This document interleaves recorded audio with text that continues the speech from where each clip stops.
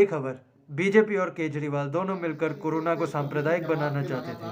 तबलीगी जमात पर हाईकोर्ट के फैसले पर बोले कांग्रेस के महासचिव तारिक अनवर। आप एक जिम्मेदार आदमी हैं, कांग्रेस के क्या कुछ कहना चाहेंगे?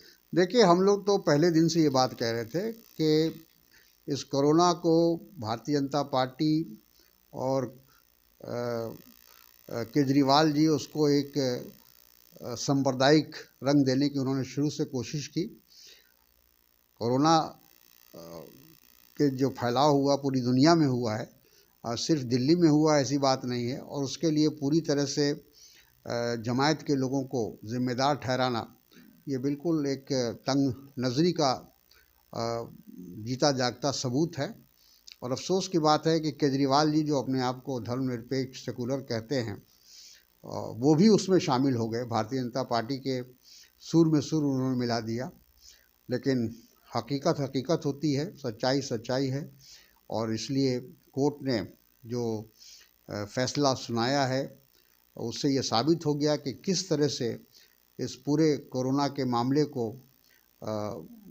उसको एक फ़िरका परस्त और सांप्रदायिक कलर देने की कोशिश की गई। सर, जैसा कि अभी किसान आंदोलन लगातार हो रहा है, उसमें भी कहीं भारतीय जनता पार्टी का ये आरोप है कि पाकिस्तान का हाथ है और अलगाववादियों का हाथ है, PTFI का। इस पर क्या कहना चाहिए? देखिए, ऐसा है ना कि भारतीय जनता पार्टी और हमारे मोदी जी, उनको ये बात बिल्कुल पसंद नहीं है कि कोई उनसे सवाल करे, कोई उनसे प्रश्न करे, कोई उनके नीति या उनके कार्यक्रम पर कोई उंगली उठाए। ये बिल्कुल एक तानाशाही रवैया उनका है, और यही वजह है कि आज जो किसान जो जिनको हम अन्नदाता कहते हैं, और जिनका एक बेटा खेत में काम करता है और एक बेटा सीमा पर हमारे देश की रक्षा करता है, उन लोगों पर ये इल्ज़ाम लगा रहे हैं कि ये खालिस्तानी हैं, इनको पाकिस्तान से समर्थन मिल रहा है, इनको चीन का समर्थन मिल रहा है, और देशद्रोह का इल्ज़ाम लगाया जा रहा है। तो ये बहुत ही अफसोसनाक है, दुखद है। इसकी जितनी भी निंदा की जाए कम है, और इससे भारतीय जनता पार्टी का जो असली चेहरा है वो सामने आया है। Thank you. सैयद कमरुद्दीन साहब, आज आप लोग कांग्रेस दफ्तर में पहुंचे हैं और तारिक साहब से आपका शिष्टाचार मुलाकात भी हुई है, क्या कुछ कहना होगा? उन्होंने भी कहा है और मैं भी कहना चाहता हूँ। पहले तो आपके चैनल को जो है आपको मैं बहुत बड़ा बधाई देना चाहता हूँ कि आपने अपने चैनल के माध्यम से हम लोगों की बात पहुँचाने का काम किया है। तो मैं तो ये कहना चाहूँगा, अभी तारिक साहब का भी आपने सुना कि उन्होंने बिल्कुल सही कहा है कि जिस तरह से दिल्ली के अंदर या पूरे हिंदुस्तान में जो ये महामारी, जिस तरह से ये कोरोना चल रहा था, वो सभी जानते हैं कि वो एक बीमारी, उस बीमारी के बावजूद जो हालात पहले पैदा हुए वो देश से छुपा हुआ नहीं। लेकिन इन लोगों ने उस टाइम में सिर्फ जो पॉलिटिकल पार्टी में सबसे ज़्यादा भारतीय जनता पार्टी ने इस कोरोना को भी हिंदू मुसलमान का रंग देने की कोशिश की। दूसरी बात, जो केजरीवाल सरकार यहाँ बैठे, उन्होंने कोई लाएअमल उस पर तैयार नहीं किया कि भाई ये जो लोग बना रहे हैं या जो कर रहे हैं, उन्होंने भी उनमें सुर में सुर मिलाया और यहाँ तक कह डाला कि भाई इसको फ़ौरन मरकज़ को सील करें और मौलवी साहब को बंद भी करें, गिरफ़्तार करें, और इन सब को जमातियों को जो है जेल भेजें।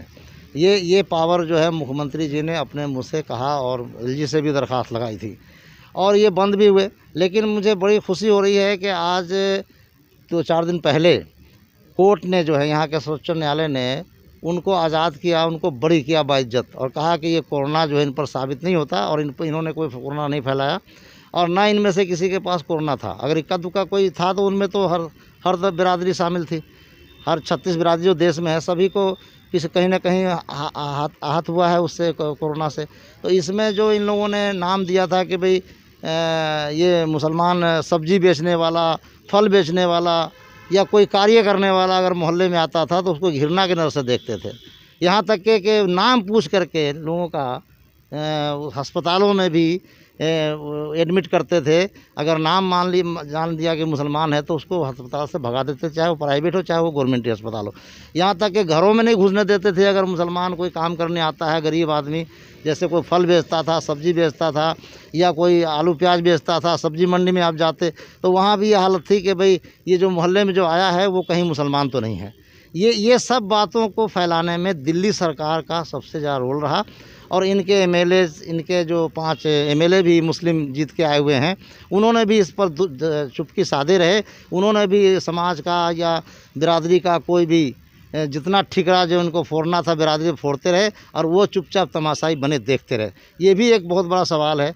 मैं पूछना चाहता हूँ कि क्या ये सब बातें देखते हुए फिर उसके बाद जाफराबाद में जो जाति हिंसा हुआ, उसमें हिंदू मुसलमान आहत हुए, उसमें कौन लोग थे, कहाँ थे, उसमें दिल्ली सरकार का कोई रोल नहीं था कि उसको संभाल सके, बल्कि ये समाधि पर जाके बैठ गए महात्मा जी के।